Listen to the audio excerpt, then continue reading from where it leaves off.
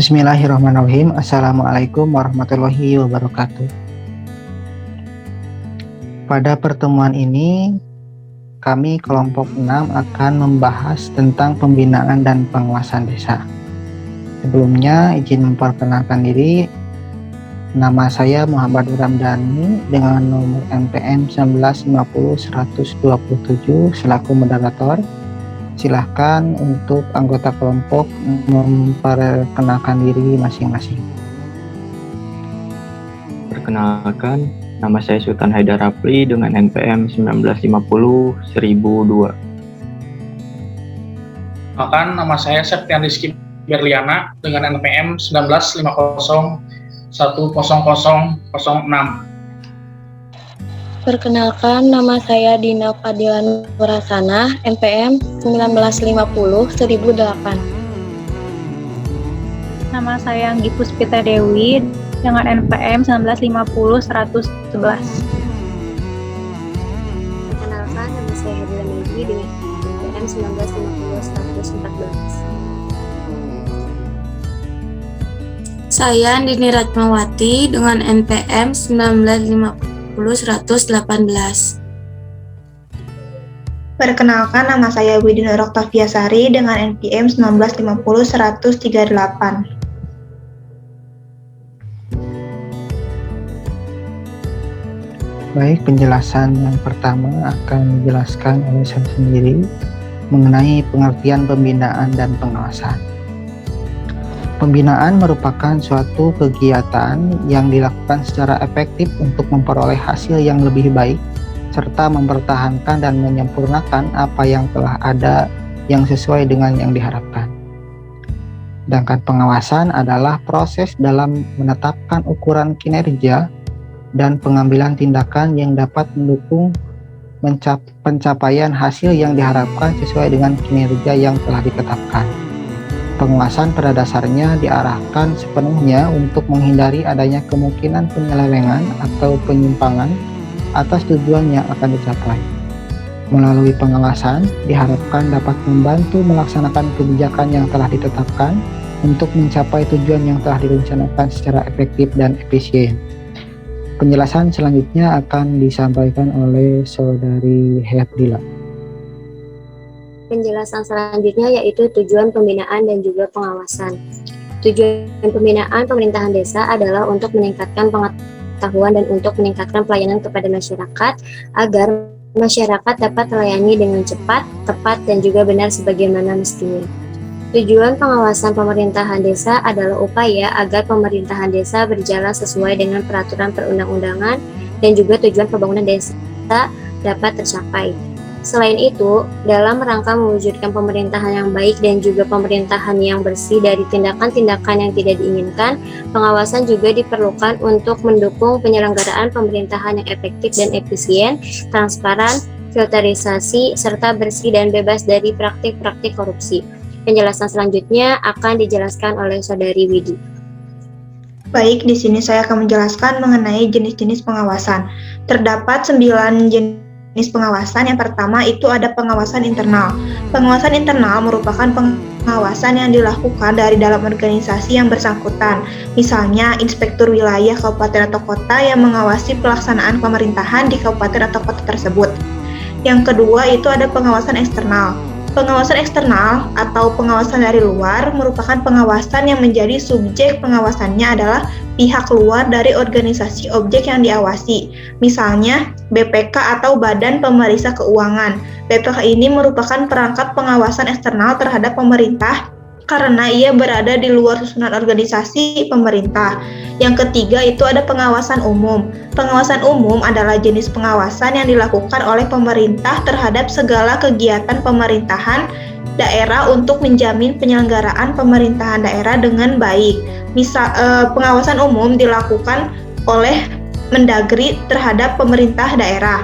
Yang keempat itu ada pengawasan preventif. Pengawasan preventif adalah pengawasan yang dilakukan sebelum pelaksanaan, yaitu pengawasan yang dilakukan terhadap sesuatu yang bersifat rencana. Yang kelima itu ada pengawasan represif. Pengawasan represif merupakan pengawasan yang dilakukan setelah pekerjaan atau kegiatan dilaksanakan. Misalnya, penangguhan dan atau pembatalan Perda, Per-BW, Kep-BW yang bertentangan dengan kepentingan umum. Yang keenam itu ada pengawasan langsung. Pengawasan langsung adalah pengawasan yang dilakukan dengan cara mendatangi dan melakukan pemeriksaan di tempat atau on the spot terhadap objek yang diawasi. Yang ketujuh, itu ada pengawasan tidak langsung. Pengawasan tidak langsung merupakan pengawasan yang dilakukan tanpa mendatangi tempat pelaksanaan pekerjaan atau objek yang diawasi, atau pengawasan yang dilakukan dari jarak jauh, yaitu dari belakang meja. Yang kedelapan, ada pengawasan formal. Pengawasan formal adalah pengawasan yang dilakukan oleh instansi atau pejabat yang berwenang atau resmi, baik yang bersifat inter dan ekstern. Misalnya, pengawasan yang dilakukan oleh BPK, BPKP, dan Itjen. Dan yang kesembilan atau terakhir yaitu ada pengawasan informal. Pengawasan informal yaitu pengawasan yang dilakukan oleh masyarakat atau social control, misalnya surat pengaduan masyarakat melalui media massa atau melalui Badan Perwakilan Rakyat. Materi selanjutnya akan dijelaskan oleh Saudara Septia.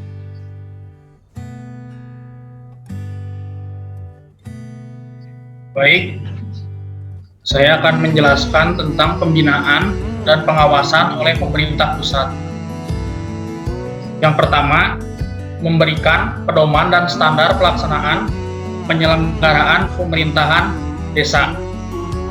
Yang kedua, pedoman tentang dukungan pendanaan dari pemerintah daerah provinsi, dan pemerintah daerah kabupaten atau kota kepada desa. Yang ketiga, memberikan penghargaan, pembinaan, pembimbingan kepada lembaga masyarakat desa. Yang keempat, memberikan pedoman penyusunan perencanaan pembangunan partisipatif. Yang kelima, memberikan pedoman standar jabatan bagi perangkat desa. Yang keenam, memberikan bimbingan, supervisi, dan konsultasi penyelenggaraan pemerintahan desa, badan permusyawaratan desa, dan lembaga kemasyarakatan.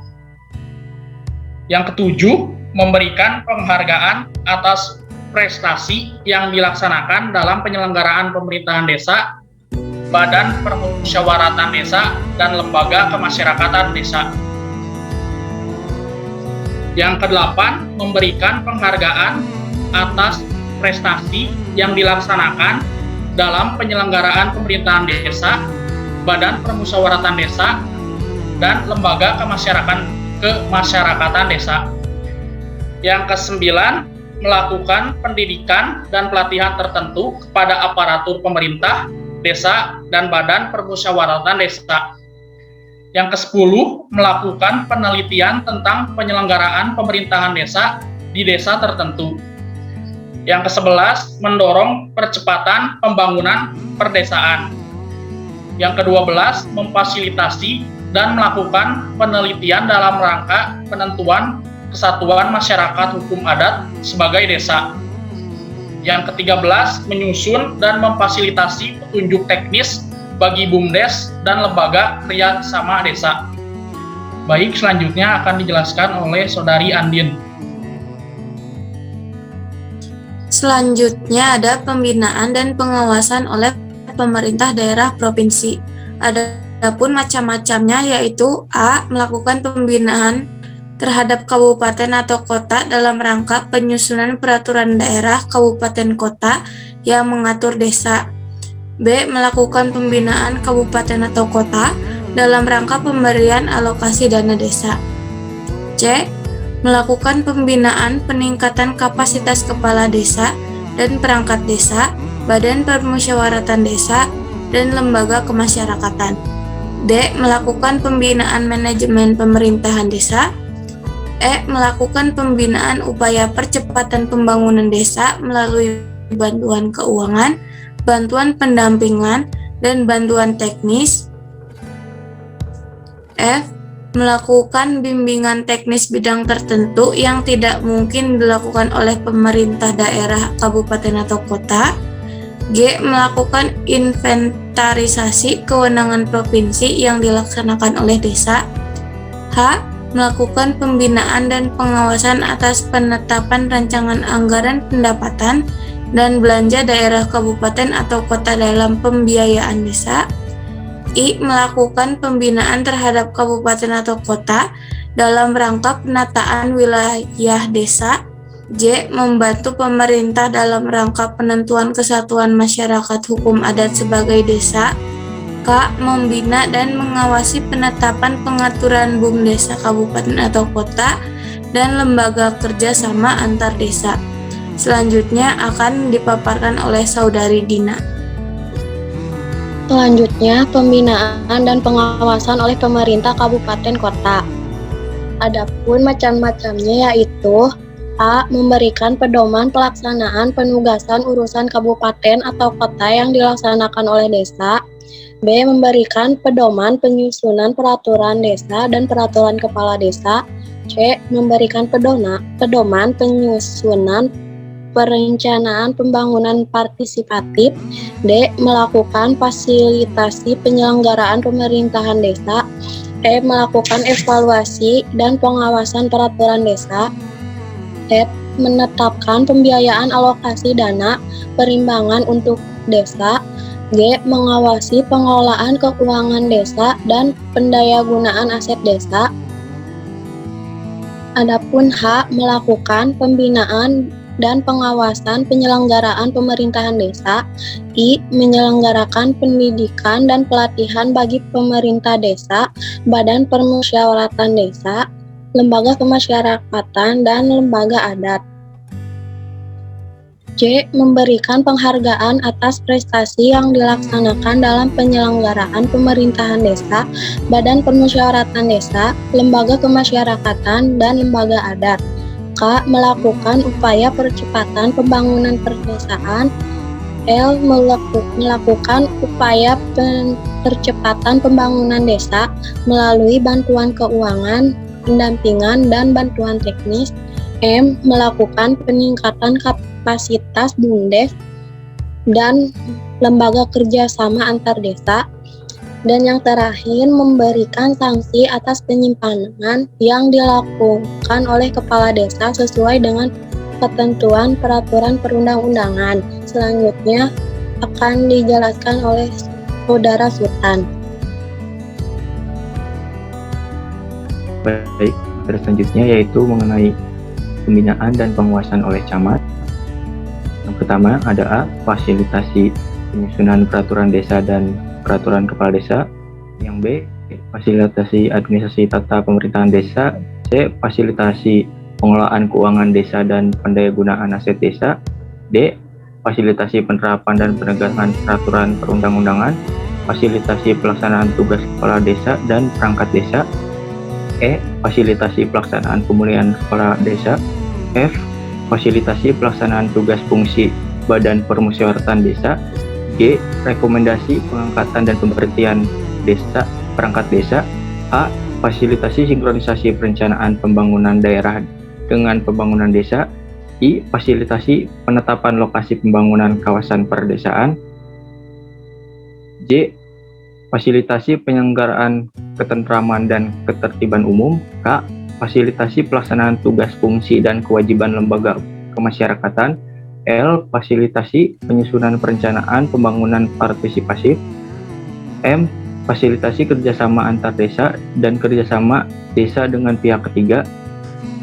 N. Fasilitasi penataan, pemanfaatan, dan pendayagunaan ruang desa serta penetapan dan penegasan batas desa. O. Fasilitasi penyusunan program dan pelaksanaan pemberdayaan masyarakat desa. P. Koordinasi pendampingan desa di wilayahnya. Yang terakhir, I. Koordinasi pelaksanaan pembangunan kawasan perdesaan di wilayahnya. Materi selanjutnya akan dijelaskan oleh Saudari Anggi. Di sini ada pembinaan dan pengawasan oleh Badan Permusyawaratan Desa.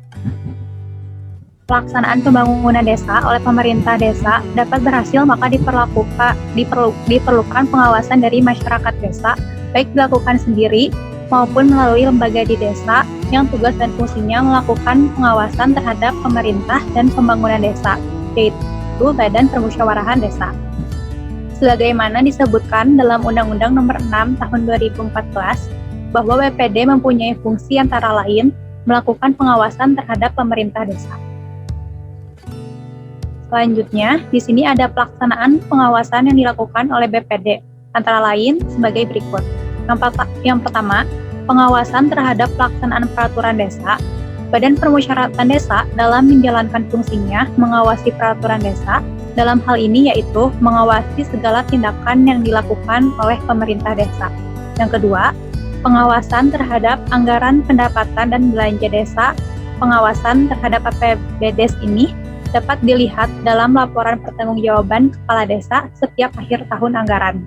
Adapun bentuk pengawasan yang dilakukan oleh Badan Permusyawaratan Desa, yaitu memantau semua pemasukan dan pengeluaran kas desa, memantau secara rutin mengenai dana-dana yang digunakan untuk pembangunan desa.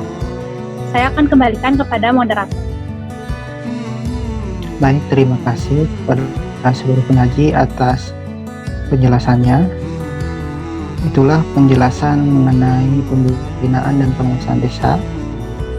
Sekian dari kelompok 6. Wassalamualaikum warahmatullahi wabarakatuh.